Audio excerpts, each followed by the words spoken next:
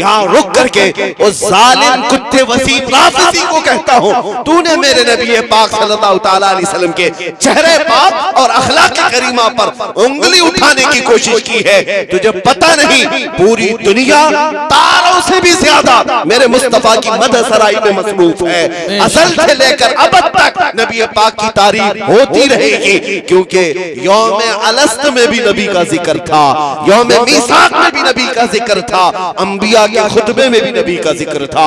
आदम था, ईसा अलैहिस्सलाम ने बशारतें अगर किसी की दी हैं तो मेरे मुस्तफा की दी हैं। तुम क्या समझते हो, एक छोटी सी किताब लिख करके, एक छोटी सी किताब लिख करके मेरे मुस्तफा करीम सल्लल्लाहु तआला अलैहि वसल्लम की जात पर कीचड़ उछाल सकते हो? इन जालिम कुत्तों को ये मुहावरा याद होना चाहिए कि सूरज की तरफ मुंह करके थूकने वाले का थूक उसके मुंह पर गिरता है। नबी पाक के लिए कुरान कहता है वरफ़अना लका ज़िक्रक, ऐ महबूब हमने आपके चर्चे को बहुत बुलंद किया है, आपके जिक्र को बहुत बुलंद किया है। रहेगा यूं ही उनका चर्चा रहेगा। ठंडे हो गए आप? रहेगा यूं ही उनका चर्चा रहेगा। बड़े खाक हो जाएं जल जाने वाले, बड़े खाक हो जाएं जल जाने वाले। या रसूल अल्लाह तू घटाए से किसी के न घटा है न घटेगा, जब बढ़ाए तुझे अल्लाह ताला तेरा। मिट गए मिटते हैं मिट जाएंगे आदा तेरे, न मिटा है न मिटेगा कभी चर्चा तेरा। खाक हो जाएं अदू जल कर मगर हम तो रजा, दम में जब तक दम है जिक्र उनका सुनाते जाए। सुभान अल्लाह।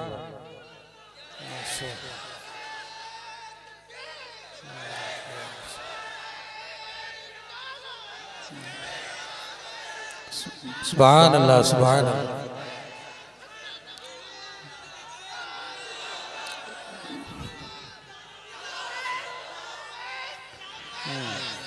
अजीज़ा निगरान वक़ार तवज्जो, अल्हम्दुलिल्लाह हमारा ये ईमान है, हमारा ईमान है नबी पाक सल्लल्लाहु तआला अलैहि वसल्लम की तारीफ व तौसीफ सुनने वाली ये जमात। अल्हम्दुलिल्लाह मौला ताला ने तुम्हें सिर्फ और सिर्फ मुसलमान जमात में नहीं रखा, आशिकों की जमात में रखा है, जिनकी इब्तिदा ही है और हर दिन का इनका मामूल ये है मैं सो जाऊं या मुस्तफ़ा कहते कहते, खुले आंख मेरी सल्ले आला कहते कहते। अल्हम्दुलिल्लाह हमें फख्र है इस बात पर, नबी पाक सल्लल्लाहु तआला अलैहि वसल्लम के दीवानों की जमात में मौला ने हमें रखा है। मैं आज आपसे यह अहद लेकर के जाना चाहता हूँ, ऐ संभल के मुसलमानों, अब नबी पाक सल्लल्लाहु तआला अलैहि वसल्लम के दीदार और उनके चेहरे पाक की जियारत की तड़प लेकर के जियोगे या नहीं जियोगे? इंशाअल्लाह। हुजूर पाक सल्लल्लाहु तआला अलैहि वसल्लम की जियारत की तमन्ना लेकर जिएंगे। फिर एक बार जब तुम्हारे अंदर ये एहसास आ जाएगा, दुनिया का कोई हुस्न तुम्हारी आंखों को धोखा नहीं दे सकेगा, कोई खूबसूरती तुम्हें अपनी तरफ फेर नहीं सकेगी। खालिद बिन वलीद के साथ एक बार मामला हुआ था, एक ईसाई किले पर आपने मुहासरा किया था, ईसाई अंदर मौजूद थे, खालिद बिन वलीद के साथ जवान लश्करी थे, सहाबा थे। ईसाइयों ने एक हरबा अपनाया, अंदर बैठ करके क्या मंसूबा बनाया, कहा कि खालिद से लड़ करके कभी जीत नहीं सकेंगे, तलवार से जीत नहीं सकेंगे, लिहाजा एक प्लान बनाते हैं। 3 दिन के बाद इनको कहते हैं बाजार से अपने लश्करियों को लेकर के किले तक आ जाओ, और अगर सही सलामत पहुंच गए तो हम चाबियां खुद ब खुद दे देंगे।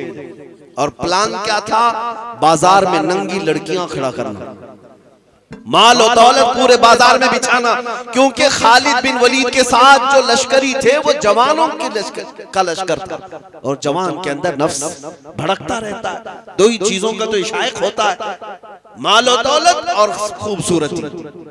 खालिद बिन वलीद के जो नौजवान सिपाही थे उनके इम्तिहान का वक्त था। 3 दिन के बाद जिस बाजार से उन्हें गुजरना था, पूरे बाजार में औरतों को बरहाना लिबास में खड़ा किया था हसीनाओं को ईसाइयों ने, और माल बिछाया था।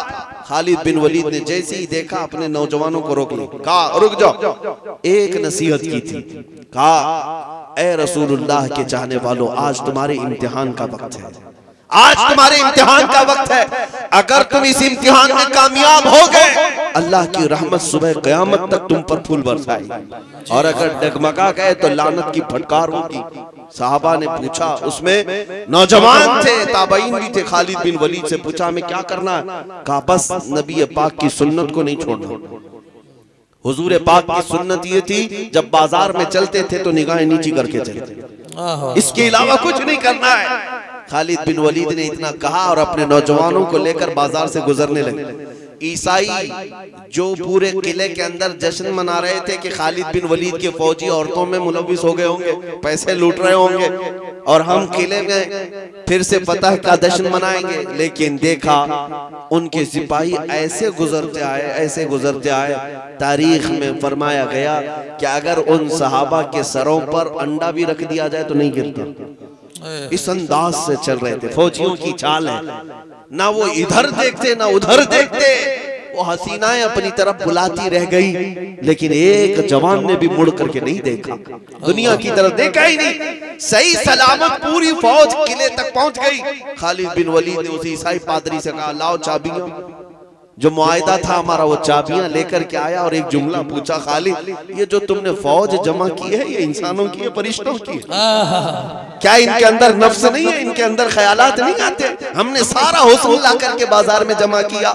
खालिद बिन वलीद ने चाबियां हाथ में लेकर मुस्कुराते हुए कहा, नादान तुझे खबर नहीं जिन आंखों में जमाले मुस्तफा बसा हो, पहले से जमाले मुस्तफा बसा हो, उन आंखों को खरीदने की कोशिश करता है। जब तक बिके न थे तो कोई पूछता न था। या रसूल अल्लाह तुमने खरीद कर हमें अनमोल कर दिया, आ जाओ ए मोमिनो, मैं भी तुम्हें उसी बाजार मुस्तफा में बिकने की दावत करता हूँ।